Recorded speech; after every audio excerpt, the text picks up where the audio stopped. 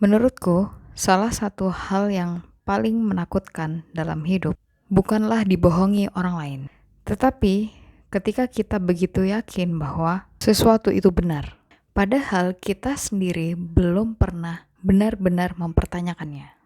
Karena kalau dipikir-pikir, banyak hal yang kita percayai hari ini itu berasal dari lingkungan kita bertumbuh, dari keluarga, dari teman, dari internet, ataupun dari orang-orang yang kita kagumi. Dan pertanyaannya adalah, apakah semua hal yang kita yakini hari ini benar-benar hasil dari pemikiran kita sendiri? Atau jangan-jangan hanya dari sesuatu yang kita serap sehari-hari, tanpa kita menyadari apa yang masuk ke dalam kepala kita? Dan gimana caranya kita membedakan mana yang hasil dari pemikiran kita sendiri dan mana pemikiran yang sebenarnya ditanamkan oleh lingkungan kita. Nah, di video kali ini aku pengen ngobrolin tentang brainwashing. Bukan brainwashing yang cuma kita lihat di film-film, tapi brainwashing yang bisa terjadi di dalam kehidupan kita sehari-hari. Yang kadang si brainwashing ini masuk ke dalam diri kita sangat halus sekali sampai kita nggak sadar kalau ternyata doktrin atau brainwashing ini udah masuk ke kepala kita. Kalau mendengar kata brainwashing, banyak orang yang langsung membayangkan sesuatu yang ekstrim. Padahal kenyataannya nggak selalu seperti itu. Seringkali brainwashing justru datang dalam bentuk yang terlihat sangat normal. Bukan paksaan, bukan ancaman, tetapi lewat pengulangan. Ketika kita mendengar pesan yang sama berulang kali, melihat orang-orang yang ada di sekitar kita mempercayai hal yang sama, dan kita terus berada di lingkungan yang mendukung cara berpikir tertentu, lama-lama otak akan mulai menerima hal tersebut sebagai kebenaran, bahkan hal tersebut tanpa kita sadari. Dan menariknya, saat hal itu terjadi, biasanya kita tidak merasa sedang dipengaruhi. Kita berpikir bahwa itu adalah pola pikir kita sendiri. Padahal bisa jadi cara berpikir kita sudah sangat dipengaruhi oleh lingkungan sekitar. Banyak orang mengira bahwa brainwashing hanya terjadi pada orang-orang yang kurang pintar. Tapi menurutku itu salah, karena yang sering dimanfaatkan oleh brainwasher bukan kepintarannya, tapi yang dimanfaatkan adalah kebutuhan emosionalnya. Kebutuhan untuk diterima, divalidasi, kebutuhan untuk ingin diakui bahwa dirinya sukses, keinginan untuk merasa berarti, atau rasa takut kehilangan arah hidup. Dan ketika seseorang yang pintar ini sedang mencari jawaban, mencari tempat untuk diterima, atau mencari makna dalam hidupnya, dia bisa menjadi jauh lebih mudah untuk dipengaruhi. Bukan karena mereka ini bodoh, tapi karena mereka ini manusia. Dan kebutuhan untuk merasa diterima ini adalah kebutuhan yang dimiliki oleh hampir semua orang. Menurutku, salah satu tanda yang paling jelas adalah ketika kita berhenti untuk mempertanyakan sesuatu. Kita mulai menerima informasi begitu saja, padahal kita sendiri merasa tidak nyaman ketika kita mendengar sudut pandang yang berbeda itu. Setiap ada kritik, kita langsung defensif. Setiap ada pertanyaan, kita langsung menganggapnya pertanyaan tersebut adalah serangan. Lama-lama kita hanya mau mendengarkan informasi dari sumber-sumber yang kita sudah percaya.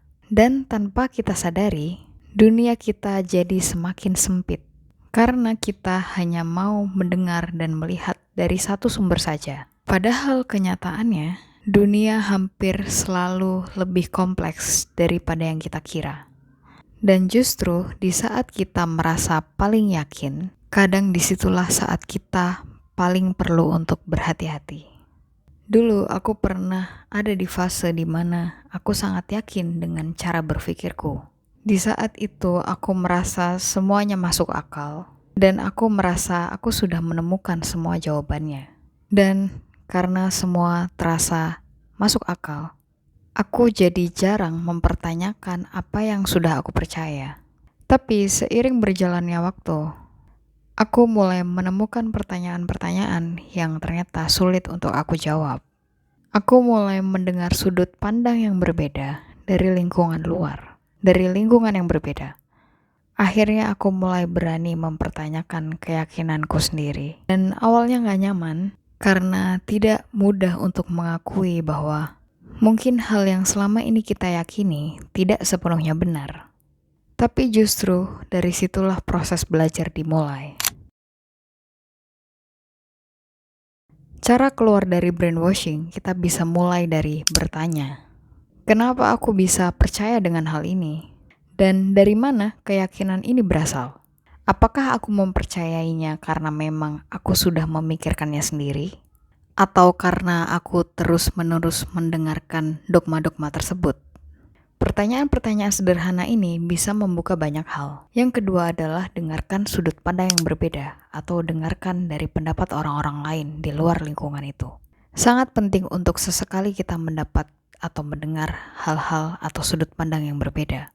Bukan untuk langsung disetujui, tetapi untuk melihat apakah ada sesuatu yang mungkin kita belum tahu atau ada sesuatu yang tersembunyi di dalam dogma-dogma atau pikiran-pikiran tersebut.